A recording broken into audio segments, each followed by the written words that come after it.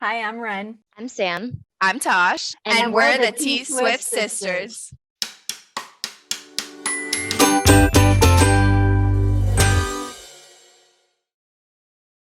Welcome back to the T-Swift Sisters podcast, a Taylor Swift fan podcast for Swifties by Swifties. Before we get into this week's episode, please remember to subscribe to our podcast and give us a rating. It takes literally 2 seconds of your time and it's super helpful to us. So thank you in advance. Please do it. Anyway, in today's episode, we're talking the Eras Tour film opening weekend, album anniversaries, more than one, and Taylor Swift's surprise appearance on SNL. It was a mighty sketch, and we're going to get into it. Here's this week's Swift Scoop.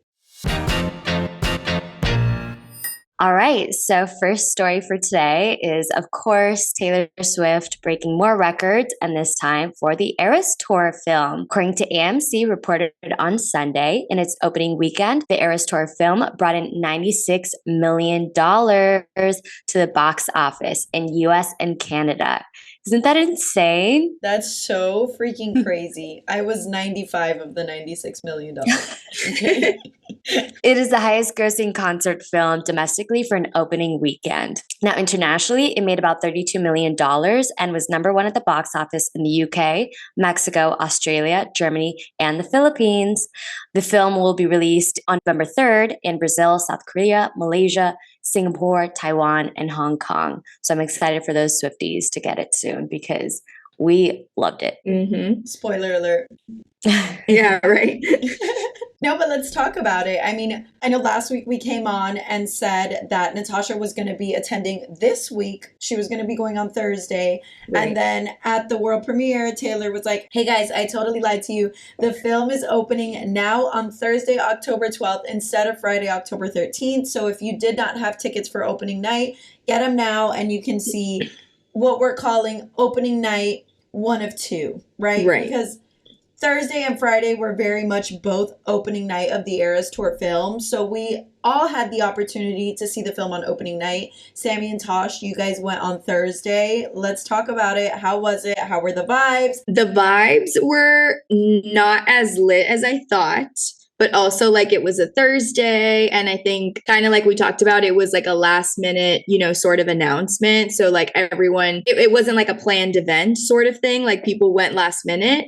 There was really cute outfits though, but more like comfy, right? Like Eras Tour merch, cardigans, like kind of that vibe, and popcorn buckets galore and cups and all the merch. So I was really happy about that. Yes. I didn't get the tin one though. I got the one with the handle. Okay. Yeah. And I got the cup and I got the poster. And you went to AMC or did you go to another theater? I went to AMC. Okay. It was a Thursday, like 6 p.m. showing. Okay, so it was like one of the first. Literally the first one. Yeah, I think so. It was a full theater. I will say. I feel like I'm excited to see what you have to say, Sammy, because we went same night, so like we can compare better, but like there wasn't a lot of singing. I was actually like one of the loudest ones, and like the girls next to me were like a little bit being rude about it. Yeah. Okay. And like giggling, like when I did like the note change and the one? Like one. Yes, I like did it kind of loud and the girls were cracking up at me and I was like, okay, like whatever. But I was next to like a group of Swifties who like have traveled for Eras and saw her like 5 times, and like that was fun because we were all kind of being loud. But honestly, it was a great experience, 10 out of 10. I just wanted to pull up this quote that Taylor Swift is known for saying, and it like kind of goes with your situation, but the worst kind of person is someone who makes someone feel bad, dumb, or stupid for like being excited about something. Like that's so rude. It's opening weekend of the Eras Tour film. Like we are all here to have a good time. This is a conversation that I was having with people that night, and I saw a lot of talk about it on Twitter because there were a lot of mixed feelings. If you wanted a quieter experience, something more low key, something where people weren't going to be dancing in the aisles, singing along to the songs, don't go opening weekend. Right. Opening weekend is very much for the vibes of the concert. Taylor Swift herself said it in the Instagram caption when she announced the tour. She said, dance, sing. I want all of that for me. In the world premiere, she was singing and dancing in the seat. Like, why are people judging other people for doing that? Yeah. It's so rude. Like, I'm sorry that was your experience. I honestly feel bad. We kind of had something similar, but we'll get into it. Tell us about your night, Sammy. So real quick, now that you mentioned that, I didn't expect that to be the response, but any TikTok video that I've seen of people like filming at the movies, filming people dancing or singing along, the whole comment section is full of people being like, I can never deal with that, or just go home, like really negative things. So I was shocked with the response. Luckily, I didn't have that experience in person. So I did go Thursday, 7 p.m. AMC. I got the tote, the baton, so it was good stuff. Everyone in the theater pretty much got merch. And it was nice to see like people actually using the merch. So people like had their batons in the air, doing like the chair dancing. I thought I was the only one singing until like well into the movie. I realized the movie is just so loud and everyone was singing. So the people next to us were super nice. We were like giggling about whatever, just like songs and stuff. And yeah, it was a good experience. Not a lot of people stayed for like the credit portion. Big mistake. No.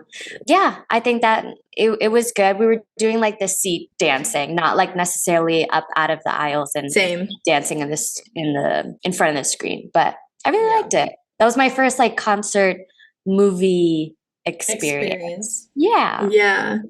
And that's the crazy part too, is like it's not just like a Taylor Swift film. Like it's literally the concert. Like I'm not sure what you would expect. Like if you're gonna get upset at people singing, like don't watch it. I don't know 100%. what to tell you. Like it's not a documentary of Taylor Swift and everyone's like yelling, incessantly. Like we're literally just singing. Like it's the song. I hate that. I think the only thing that I'm like hesitant about agreeing with is like standing in front of the screen and dancing. Like you're in a movie theater at the end of the day. Like there's 100 people in the theater who are trying to watch the screen that you are now standing in front of. But I think if you're dancing in the aisles and you're not blocking anybody and you're singing and like you're just to yourself, I don't think that you had a microphone in the movie theater singing, like you have a good time and that's it. Like it's not that hard. And our situation was that it was me, my two sisters and my mom, and there was a couple next to us and we were very much all four of us singing the whole night. Like I can't be in the grocery store and Taylor Swift is playing and I'm not singing. Like that's just not who I am. And the girl that was sitting next to us had her boyfriend switch seats so that she could be farther away from us and not listen to us singing. I'm sorry. Like, okay. Yeah. I mean, what is happening? Yeah. The entire theater was like, we were clapping and cheering for Taylor as if she was there. Like when the tour started, we were like, oh yeah, Taylor, let's go. Reputation, literal like theater erupted. Like, come on, girl, like, let's go the whole time. And like, that's just, the vibes were nice. And that's the way that it's meant to be. It's meant to experience the Eras tour. If you couldn't go, this is what you get. And like, part of that is this experience. So why are you taking it away from number one, yourself, and number two, from all the people who haven't experienced that already? Right. These are the same people that get mad when you're screaming at the concert, like in a full-blown stadium. What do you think you're going to experience there? Us silently watching and swaying along? No, like we know the lyrics, I feel like it's like if you know the lyrics, you're gonna sing, even if it's not, at the top of your lungs, which obviously like it wasn't, but like, I don't know, enjoying it. My theater did do like 1, 2, 3, let's go, bitch. Everyone did that, which made me happy because I was like, all right, here I go. I'm going to be the one yelling. My whole theater did the You Belong With Me double clap. And that was like at the point where I was crying because like I don't know what it is about the Eras tour and the opening section, like Lover, all the way from the intro audio to probably Evermore set. I cry the entire time. It happened in Tampa. I was uncontrollable in Tampa. Like I could not stop sobbing. And I was like, okay, it's fair. Like I haven't seen Taylor in forever, whatever, XYZ. Then every single time I watched the live stream, I would cry the exact same time, whatever. Then we get to LA and I don't cry. I didn't cry. You didn't cry in LA? I didn't cry in LA. I cried like in a few spurts, but not like the way that I had been crying every time. And I was like, I just think that I'm so overwhelmed right now. Like there's so much going on that like I just could not get emotional. And then at the film, the intro started and everything, and I just lost it. And it's just so weird. Like it's every single time, all the way up to like the Evermore set, and then I don't cry again. It's just so random. Like after that, I'm like, okay, I think I'm okay now. You just gotta let it out. Yeah, I think it's like the nostalgia for me. But like the film being filmed at SoFi Stadium was such a big deal for me, and I never realized like that it was going to be. And then every single time that they like pan out and show the crowd, I'm like literally tapping my sister like, we were right there, we sat right there. Same. Like, and they showed the restroom sign at one point, like the restrooms that we used, and it was like clear and you could see it, and I was like, that's the bathroom I use, by the way. Like nobody cares, but that's the bathroom. No, literally, like I was so emotional about LA. I think I truly felt like I was in that moment again. And it was really nice to have that. The fact that I was so overwhelmed when we were actually there, that you're having like that concert amnesia, right? What we talked about, the post-concert amnesia, and you're like trying to remember everything, but it's also so much going on. And then you're missing things that are happening because you're focused on one thing and like something else is happening on the stage, and then like just everything about it, and getting to see our experience basically on film down to the stadium is just so freaking wholesome. Like I was like, I can't do this right now, but it was so good. I was very happy with it. What do you guys think about, oh, and by the way, in terms of like opening night Friday, the vibes were totally the same as you guys. Everybody was in super comfy clothes. So many cardigans, merch, a lot of friendship bracelets. I don't know if you guys saw on my story, the glasses that my sister got for the bracelet that she traded. Absolutely adorable. I love it. That. Yeah, everybody was just in a really good mood in my theater, so I was really happy about that. But the vibes were just seriously so chill. And it was fine. Like, they didn't need to be anything more, I think. I was grateful. But that being said, what do we think about just all of it? I was really sad about the Archer being cut. Like I just love that song. And then I was really sad about No Body No Crime, just because that was like such a prime, like peak LA moment for us. Like just, Haim opening, and we love Haim. And so I was sad about that. I wanted to be able to rewatch it whenever I wanted to. And I was sad about Long Live until I realized why. I think it was better suited for where, and I'm sorry guys, if you don't want to hear spoilers of the film, I should have said that right before we started this little talk, but we're going to talk about spoilers. So I think it was so much better suited for the end credits than if she had included the performance in the movie. With the pictures and the videos of the videos killed me. The videos killed me.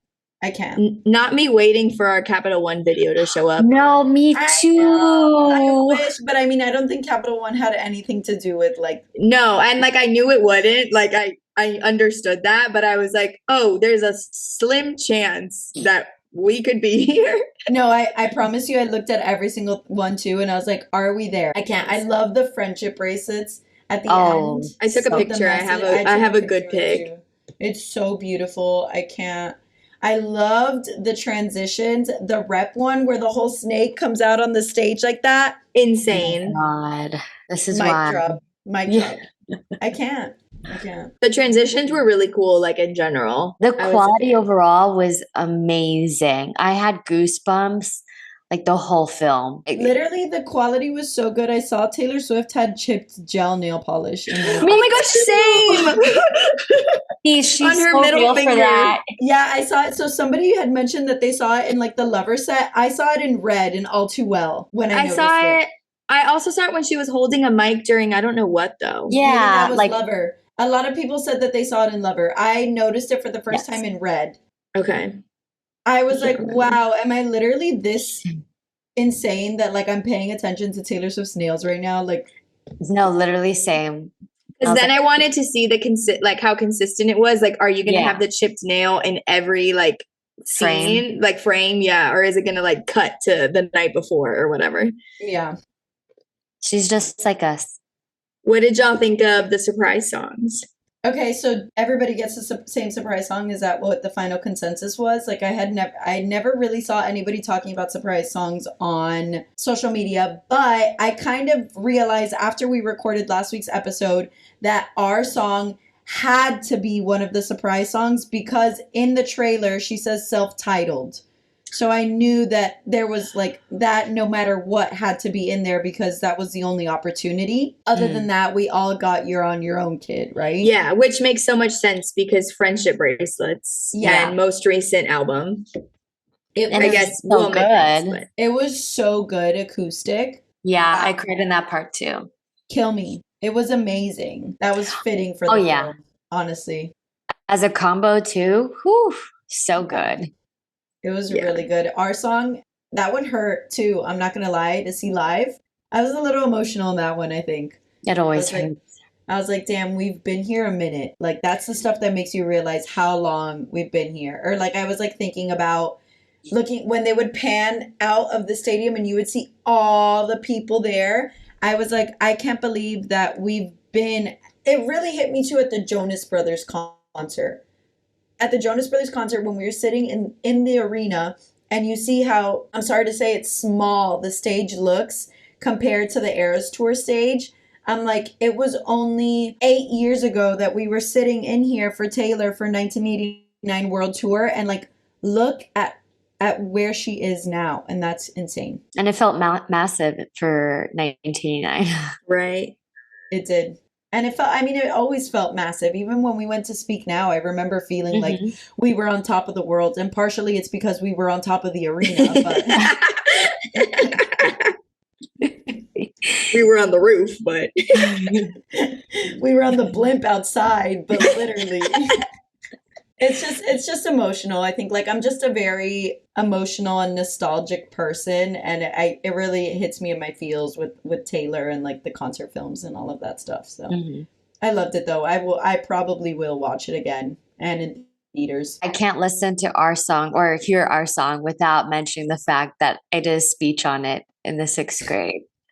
That everyone had to know that our song existed, and that was the song for me, my besties.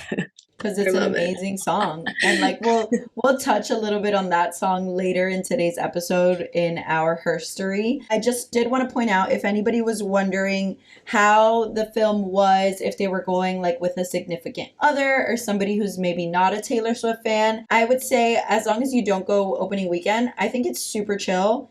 Definitely like non-Swifty allowed or like comfortable. Like I left and I was like, okay, Adrian could have totally come opening weekend and it would have been fine. Like I don't think, to the extent of what the actual Eras Tour is. So I just wanted to say if anybody was like thinking about maybe going with their boyfriend or like a friend who's not a Swiftie and they were kind of scared, test the waters. We tested it. You're good. You're A-okay. Moving right along. So if you missed last week's episode, you are in luck because we are scooping our featured flavor again this week in Taylor Swift Herstory. So on October 20th, 2017, Taylor Swift releases Gorgeous, the third song preceding the release of Taylor's 6th studio album, Ren and Sam's fave, Reputation. This is a cool little fun fact. The baby's voice at the beginning of the song that says Gorgeous is one of Blake Lively and Ryan Reynolds' 3 daughters. Wait. James Reynolds is the girl's name? Yes. Hello. Yes. Natasha, I didn't know that. Anything of, okay, well now Keep I'm that glad in, bro. that you shared this fact. Hello. Yeah, okay. I didn't know James was a girl name. So James, Betty, and Inez are all of... Oh, I did know that, but I didn't know that. Yes, but they're all sisters. Like I thought James was a boy. No, they're all sisters. James is Boy. one of their 3 daughters. So there you go. I mean, somebody else might not know that on this show. Yeah. This episode, there you go. Yay. Okay. We'll test you on it later. Taylor decided to feature the baby's voice after playing an acoustic guitar demo to Blake Lively and Ryan Reynolds. And then their daughter kept saying the word gorgeous. So she decided to just demo it in the song. I love that. I know, it's so cute. She's such a good friend. Like, you know that for the rest of her life, James is always going to be like flexing on that. Like, that's me. That's me. As she should. What a good song, too. So on October 21st, 2018, Taylor Swift posts a cryptic Instagram post while a mini break on the Reputation Stadium tour playing Scrabble with her mom and a caption that says, "Let the games begin." It ended up being an Easter egg to the Lover album. National Scrabble Day is on April 13th, and on April 13th, 2019, a countdown appeared on Taylor Swift and Taylor Nation's page, counting down to the release of Me. Yep. That was one of her iconic Easter eggs. And I feel like Swifties are often trolled because we think everything is an Easter egg, but then you realize that something as little as like, hey, I'm playing Scrabble with my mom ends up being a real Easter egg. And you're like, literally, what the heck? Always. It's crazy. I don't know how she thinks ahead like that. Like, who even knows? I didn't even know there was a National Scrabble Day. Please. Yeah, me neither. Same. We need, like, we're going to have an Easter egg that's going to be, like, us playing Rummy Cube or Skip Bo. And it's going to be, like, National Rummy Cube Day and, like, season 3 or something. Too bad that's kind of good. I know. I'll save that for later. Okay, so I'm super excited to share this one. And this is one of the 3 anniversaries that we will be celebrating in this week's Herstory. Like, literally, Taylor Swift owns the month of October. I can't. So on October 21st, 2022, it was rare, we were there. Taylor Swift releases her 10th studio album, Midnights. The release of this album broke multiple records, the first being the most Spotify streams in a single day. The record was previously held by Red, Taylor's version, the year before. How are we feeling going in to the 1 year of Midnights? I also want to share some of like our thoughts when we recorded our original Midnights album review last year. Please do. So I'll share those while you guys think of like things that have changed for you in the last year over the album. But we gave the album an original rating of 98 out of 100 because we were missing a big bridge. We wanted something like Getaway Car, Death by a Thousand Cuts, Cruel Summer, something I guess like extra poppy and big. Yeah. The tracks we agreed that we liked the least on the original album. This is just for the first 13, by the way. We did not discuss the 3 a.m. edition. So we agreed that the songs we liked the least were Snow on the Beach and Bejeweled. And we also agreed, this one, I read it back and I was like, did we really? Midnights is a combination of Reputation and Evermore. And that Midnights is Rep's older, wiser sister. That one I can kind of get behind. The Evermore is kind of where I'm losing, like, you're losing me. Ren's version, honestly. Well, you saying the what we said was our least favorite songs made me laugh because that has totally changed for me. Like, I remember Still on the Beach, I was like, whoa, what is this? What's going on here? But once she added more Lana Del Rey, I was like, yes, that's it. This is it. This is perfect. And Bejeweled, what were we thinking? No, I honestly, I still stand by that. Oh, okay. I was going to tell people to turn this podcast off. Bejeweled is really one of the, no, it's a bottom track. But do you think it's a bottom track for you because it's just like a big pop song? Yeah, and I usually don't like those much. That's what I'm saying. Like, yeah, like is Bejeweled giving for you? Like, we are never 1989. Yeah, it's giving like 1989 vibes that I'm not here for. Okay, well that's a Red track. So first of all, wait, what? I said 1980. Oh no. So I meant like in general, it's giving 1989. But yes, we are never getting back together. Shake It Off. It's giving that. Okay, I mean, I feel like the thing is though, and I'm not saying like It's You. I think with me, when I was hesitant about those songs, it's because I was just focusing so much on like the fact that they're big pop anthems. And I think I had this same reservation with Antihero as well. Antihero was never one of like the big songs for me. It was just like kind of like big pop song, Bejeweled, Antihero, like I kind of grouped them together. But then it's when, like, sometimes it's just that one day that you're listening to the song and you actually hear the lyrics and you're like, wait a minute, wow, like, oh my God, Antihero is so freaking deep. And I love like, sorry, Antihero. yeah, no, I'm sorry that it was ever not like higher on the list for me. Bejeweled definitely moved up a lot on the list for me. I don't think it's my favorite. I definitely have like a lot of favorites on that album. Mhm. And the 3 a.m. edition, I know that we didn't talk about it last year, but that was a blessing in disguise. Some of Taylor's best work is on there. First of Mhm. all, we're all obsessed with Paris here. Amazing song. It's I like a can't. top 3, I think. Would've, could've, should've. Ooh, Honestly, might be like go down in history as one of Taylor's greatest of all time, I think. Like agreed. probably in the top, like the thing is she has so much music that the top spans from like 1 to like 20, but like Right. it's in there. It's in there. There's Yeah. just a lot of good songs. And I think that the bridge that we were looking for could kind of be found in You're on Your Own, Kid. I was gonna say the same thing. 100%. Yep. That's It's awesome. just not the same, like, that, like, more upbeat sort of vibe, I think, that, like, where she's, like, almost screaming, that makes us, like, makes you just want to scream too. But, like, Right. we still do it now. It just had to grow on you. Yes. It's the Yes. type of bridge that's similar because it heightens your emotion, not necessarily, your literal voice. Right. It's like an emotional thing. Honestly, like even today, I was listening to Labyrinth and I was like, I didn't really care for Labyrinth last year. I was listening to Labyrinth today and I was like, I love this song. Yeah, it's kind of good. It's good. Sweet Nothing, good. Honestly, like Oh, I think it's skip list for me. I do think it's a skip list for me. Like the album in general. Yeah, I still don't listen to Glitch, honestly. I like Glitch is a Glitch. I like Glitch. I like High Infidelity. High High Infidelity. Infidelity is so good. It's I a skip really for a like lot of that. people. If Glitch is playing, then there's a glitch because I meant to Passionate skip Soft it. voice, but she said it was a skip. Also, I'm just picturing us doing our TikTok.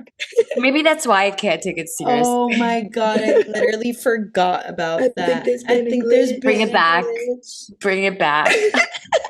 I remember though not liking Midnight Rain when I first heard it. Like I was like a little bit scared. I was like, what is this voice? What's going on? That's your Halloween track. Yes. And now I love it. I didn't It's know like that. one of my It's faves. nice. I have a greater appreciation now for Lavender Haze. I don't know why. Maybe because in preparation for our show in LA, I kind of left Midnights, gave more attention to the other albums. So honestly, today, literally on the car ride home, was probably my first time re-listening to Midnights completely. So in a long time. And Lavender Haze, it just hit different. And I think because of the movie too. I was Yeah. just gonna say, I think the movie really does Ooh, something with that song where you see the clouds and her the like visual. oh my God, the visuals and the jacket, and you're just like, wait a minute, this song is a flippin' banger.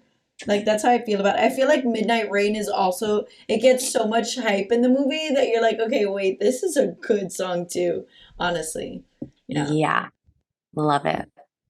I'm glad that we've like come such a long way with Midnights. I can't believe that it's almost gonna be a year ago that we were filming our review and like staying up all night. Oh my God, we stayed up so I think I literally went to bed that day at 4 a.m. I can't. That was exhausting. I can't believe it's been a year. That's insane. I know. I can't believe a year ago Taylor Nation tweeted a picture of me napping on my bed.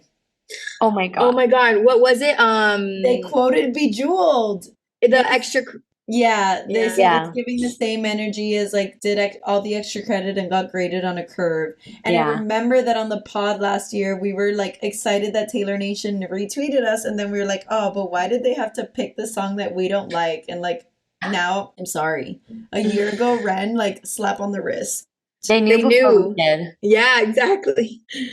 Okay, but that leads us to our second album anniversary this week. Our second album anniversary this week on October 22nd, 2012. Taylor Swift releases her fourth studio album, the iconic Red. Red.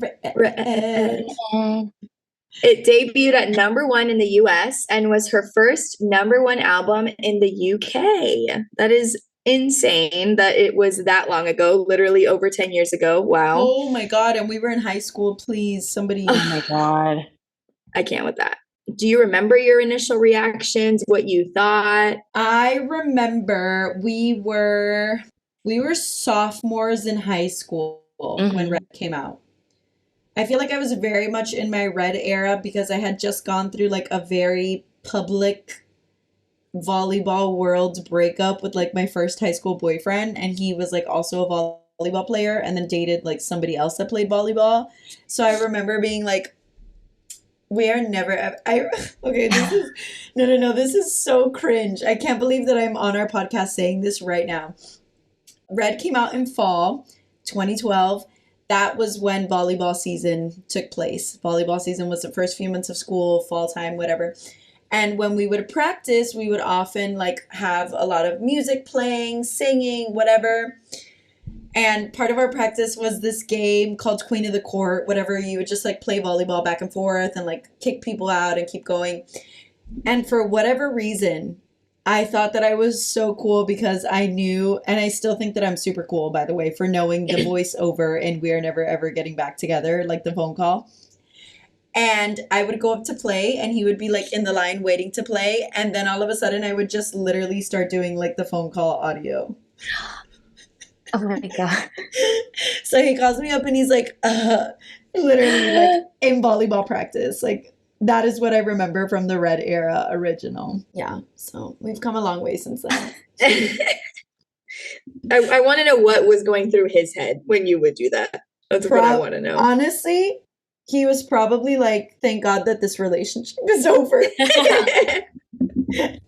But I do also remember from the original era, my favorites were, I would probably say All Too Well was my favorite a little later. Like once I got older and could really understand the song, like maybe senior year of high school is when I started really appreciating that song. But I know that I was always obsessed with Holy Ground. That has not changed. I am a Holy Ground stan forever and always. LOL. Treacherous. Always been a Treacherous stan. Mm-hmm. State of Grace is one of my favorite Taylor songs of all time.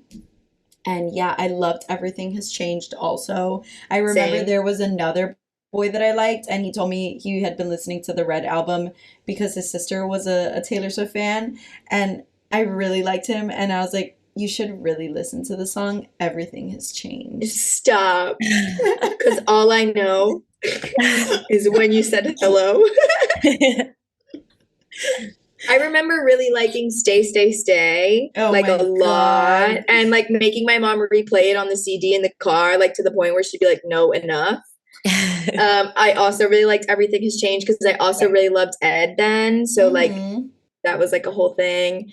And I also remember really liking All Too Well, but I'm not sure. Like I remember liking it when it came out because I was like friends with this like really big Swiftie in high school, and like it was her fave, so we would listen to it all the time. So it like became my fave too. But I agree that I don't think I understood like the depth of the lyrics until much later. I also got my Taylor Swift cardboard cutout during Red era, and she was wearing the red outfit. I forgot that. Do you still have that at home? No, I don't know when I got rid of it. Your mom. I think it was just like messed up. I think Pepper messed it up and like bit it and stuff. And for context, I do want to say, because we're like telling like mini high school stories here, we have been best friends since middle school, but we did go to different high schools. So that's why like some of the things that, you know, we're sharing might be new stories to each other. Yeah. But what do you remember from the Red era, Sama? I was going to say, I do remember a specific time that we were hanging out and we watched the live performance. I don't know where, but of Taylor performing All Too Well. And she takes this pause and looks out the crowd, a very dramatic pause before she continues singing. And we were literally breaking down, crying because we're like, oh my God, the emotion in this. When she looks and she pauses and it was emotional. It was a roller coaster ride, but it's all too well. And how did it get even more emotional? I don't know. I love that song. It wasn't like a favorite of mine. I just remember like Treacherous really sticking out and The Last Time. Ooh, Those The Last Time. The Last Time always reminds me of Natasha and I driving from Gainesville to Miami and her making me be Gary Lightbody. I knew you. I was waiting for you to be like, and I can't. No, because she literally, like, every time I wanted to be Taylor, she was like, no. So I was like, I'd be like, you're Gary. The minute it would start, you're Gary. You're Gary. Okay. I'm like, I literally don't even know who that is, but okay. Also, hello, iconic from the original Red era was the year after Red came out, when I first got my license, and I will never ever forget this day. I don't know why, like it was, I guess, eventful and impactful in its own way. But the three of us were driving to the mall. And yes. Oh my gosh. We were in my mom's Mini Cooper and we had the top down. It was a beautiful fall day and we were shopping for a dress for my, like, a ceremony that I was having in high school. And that was the day that we invented Starlight Screamo version. And we called it that too, which is the crazy part. We were like, this is the Screamo version. The Screamo version. And like, when Taylor Swift's team hires me to do the marketing, I'm going to pitch this version to them because it is very much a rock version of the Starlight song, and it just really gives the song a whole new meaning. And it's me on lead vocals. Everyone has to know that. Oh yeah, I can't do it. I mean, my voice gets raspy in a second, but I just will never forget that day. That's like peak Red era for me also, even though it was a year after the album came out, but I'll never forget that. That is such a strong memory for Red era. Yeah, it's a core memory. And when you said it, like I was going to wait for you to finish and I was going to say, what about Starlight? So I'm glad you were thinking the same thing. Yeah. Do you want to give a sample, Tosh? I'll pass.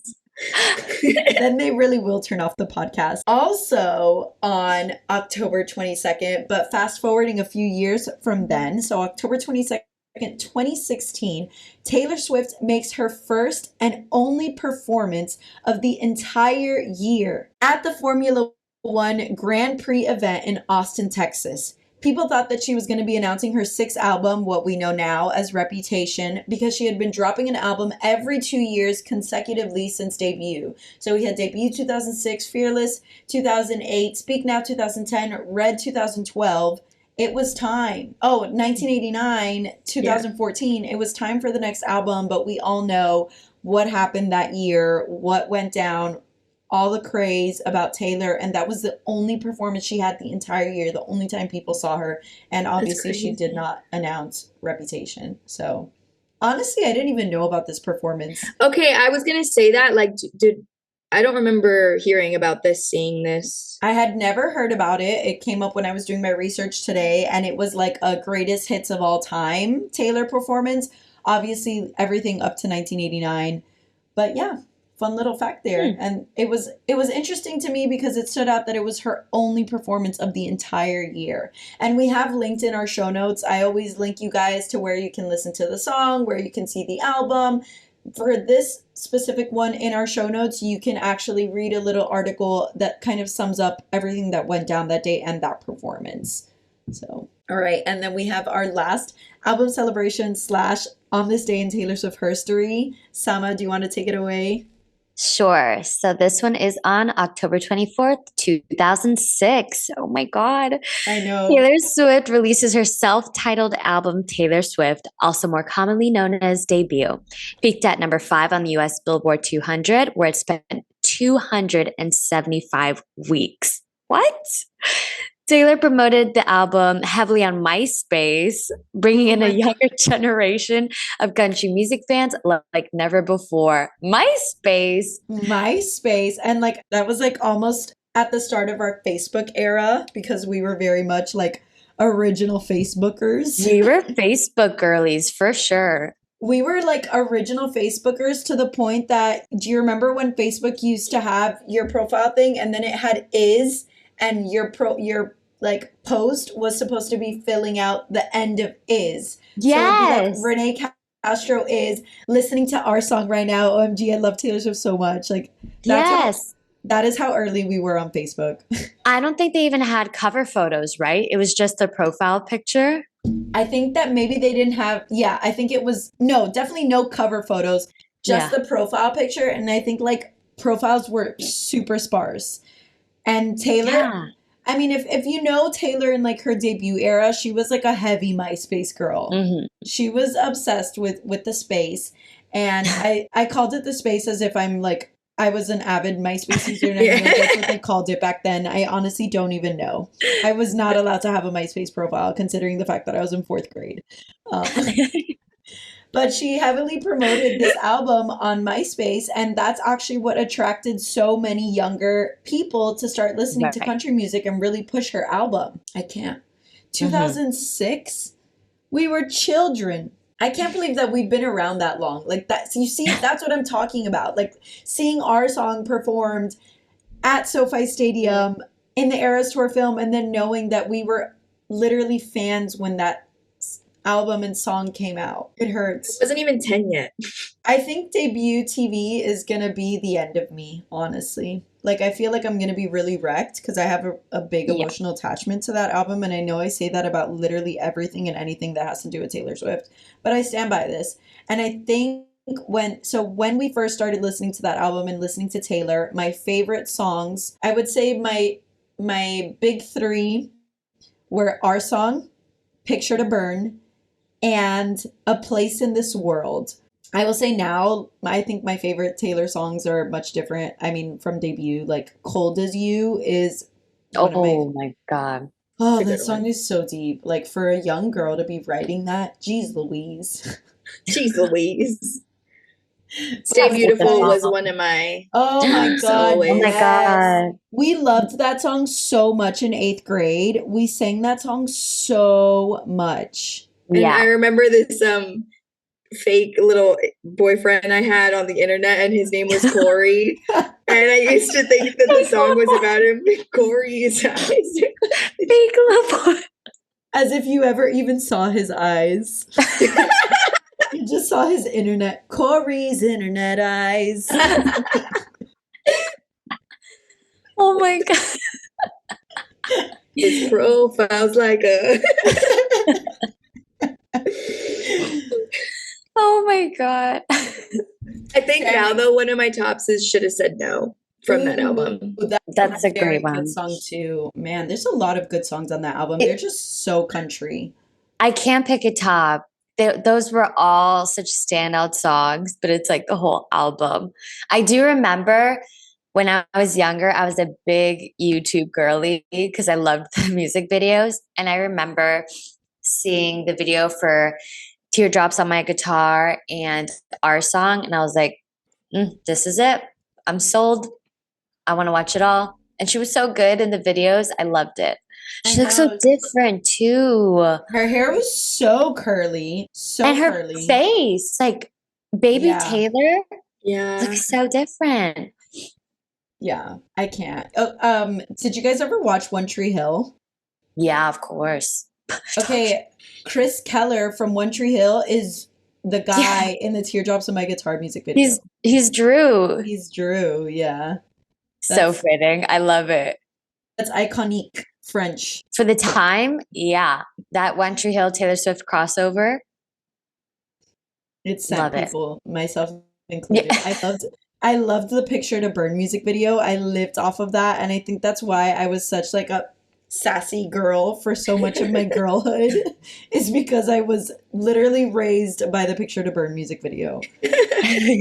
What do you guys think about Taylor's country accent? Do you think it's coming back for debut TV? Like, how do we think she's going to approach that? I feel like she has to at least have a little bit of twang. Like, what about Red? Because Red is like kind of country folk, but I feel like her twang was already too far gone by then. I don't think she'll do like full blown, but maybe like in the parts where I'm trying to think of an example. Our song has like a peak twang in it. Right. Like you there's think almost for that, like when she says, Even the word door. Yeah, door, like, cause your mama don't know. Like, I don't think it will. okay, last thing before we wrap up this week's episode. I just want to briefly touch on it. Briefly. We said we weren't going to talk about the Swiftie and Tavis of it all unless it was a big event. I will say this is like semi-big, so we'll just say the one sentence that they made themselves official by holding hands in New York and attending the SNL after party, and then they went out to dinner again. So we'll get into that piece by piece. Can we please begin with Taylor and Travis making two surprise appearances on Saturday Night Live? Have you seen the episode? Not You yet. still Only haven't clips. No, Oh, I saw their clips, but I not the saw full clips. episode. Yeah. Did you guys watch the clip of the NFL making Yes. fun? Like, it No, was and I don't want it ruined because the meme is hilarious as it is. the Pete Davidson meme. No, Yeah. yes, that part is funny, but the commentators are. I can't. You have to watch it. Like, I'm mad that you didn't do your homework for this week's episode, Natasha. Ugh. So good. It was so freaking good. Spot on to Swifties. Yeah. The only thing that I will say is that I can't believe that Taylor was in the audience while they're making these jokes, because some of them are like a little deep. I'm like, wait, okay. Like, they used Joe, okay? Like, we're talking about they talked about Joe. Yeah, they Think brought she up was Joe. giggling? They were funny. It was funny, but it was like, oh my God, funny kind of thing. Like they went there. Right. But it was good. So then Taylor comes out, and like, it's fine because I really wanted to talk more about Taylor announcing Ice Spice. She looked like she was up to something. She looked so sus. She gave that smirk like, Mhm. I'm gonna ruin all y'all's life soon. And Those like, hands behind the back. do we think that like she was like, I'm ruining all y'all's lives because I'm about to show up with Travis Kelce and like make media headlines everywhere? Or like, Swifties, something's coming for you? Or could it be both? Or like SNL, I'm next. That's what my theory is. Right. And like, I've been saying it. So like I did a little poll on our Instagram a few weeks ago because SNL releases their like hosts and musical guests, whatever. So they did October 14th, which was this past weekend, Bad Bunny and Ice Spice. Then they also said Bad Bunny, listen to me, Pete Davidson and Ice Spice. And then they said next weekend, Bad Bunny. And then they left the last one out. And I was like, okay, wait, Right. that's the weekend the 1989 TV comes out, poll time. So we did a little poll, and we asked you guys what you thought if it meant that Taylor was going to be on, Taylor wasn't. So 62% of voters said that they did not think it was going to be Taylor. 38% said it's going to for sure be Taylor. Today, before we recorded this episode, I went ahead and redid the poll because I'm like, now that we have Taylor announcing Ice Spice and she looks hella sus, what do we think? So 30% of voters now said that they don't think it's going to be her. And 55% said that they think it's going to be her. The switch. The switch. And then we also have 10% of voters. So I added two more categories here. I said 10% of voters said that they originally voted no, but were now going to vote yes. So it's a 65. So they originally said like, nah. And now, so we literally switched to 65, and 5%, it was only one vote, said that they had originally voted no and are now, originally voted yes, and now they're voting no, which I'm curious to know why that one person said yes before and is saying no now. What do you guys think? Like, I'm convinced. You guys know that it doesn't take much to convince me, but I'm convinced that she's going to be on. And we're talking about which weekend? We're talking about October 27th, Friday, 1989. Taylor's version comes out. October 28th, Saturday, there has not been an announcement for the host of Saturday Night Live. And that's the one that Bad Bunny is a musical guest of? No, Bad Bunny is hosting and musical guest Saturday, October 21st. Okay. Yeah, so we have everything up to Bad Bunny. Got it. Okay. I think it is. It aligns too well. Yeah. It makes too much sense. I'm going to be really excited. And like they're doing it probably like I don't know how SNL works. Like how far in advance you get tickets and stuff. But like, yeah, no, you get tickets week of. So like literally. So is that why they're not announcing it? Because they don't want it to be like this whole crazy swarm of people trying to get tickets? I was thinking that / what if like Taylor Nation is inviting fans to be in the audience and that's why they're like figuring that out? Because that could be a cool opportunity. Not that I think, I mean, I was going to say not that I think that Taylor Nation has the power to do that, but then again, we're talking about Taylor Swift who literally moved the date of the Exorcist release movie so that her movie could come out. So you can do anything. Okay, that being said, can we talk about when Taylor and Travis go out to eat? Where? And they go, and like the only people who are going to be excited about this are the three of us, and it's totally okay. But they went to Catch Steakhouse in New York City, and I just need to say for the pod that we went to Catch in LA. Thank you. Say it louder for the people in the back. We went to Catch. We went to Catch in LA, in Los Angeles, California, and there is a little asterisk there. There is a Catch Steakhouse in LA, and we went to just Catch LA, but they're all the same family. Oh, okay. It counts for something. They're literally like the same. It's Catch Hospitality, so your options are Catch Steakhouse. Taylor went to Catch Steakhouse New York. We went to Catch LA. They're the same thing. We had dinner with Taylor Swift. Mm-hmm. Yeah, basically. We did get plates that were shareable. Now we know. Now we can tell you what Taylor Swift eats for dinner. So we had steak, cocktails. We had sushi, some skewers, and that mushroom pasta, Samantha. Fire. You guys loved that mushroom pasta. Fire. Oh, yeah. So good. Because there was like more than 4 bites on the plate. That's why I liked it. You're not supposed to be talking bad about them, Josh. I'm sorry, it was great. No, Catch, please sponsor us. But also, like, you could make your menu a little cheaper and your portions a little bigger. But also, we were in West Hollywood. Like, we could be a little bit real. Maybe, New York has a lot of Italians and a lot of, like, pasta places. They eat heartier meals there, But, yeah, so we had dinner with Taylor Swift. Amazing. She says hi. Yeah. She loves you guys. Mm-hmm. Food was great. Hit up Catch. That being said, I think we're ready to wrap up this week's episode. Yeah. Honestly, though, remember, please follow us on social media because that's where you're going to get your first-hand look at the Tavis content. I literally posted new Tavis pics this morning at 6:30 a.m. I saw them on my way to work. Yeah. Me too. So I got your back. We're good. We're good. That being said, please remember to follow us on social media for live Taylor Swift news updates, pics of Tavis /Swiftsy. By the way, I tried to trade my Swiftsy bracelet at AMC, and they said no.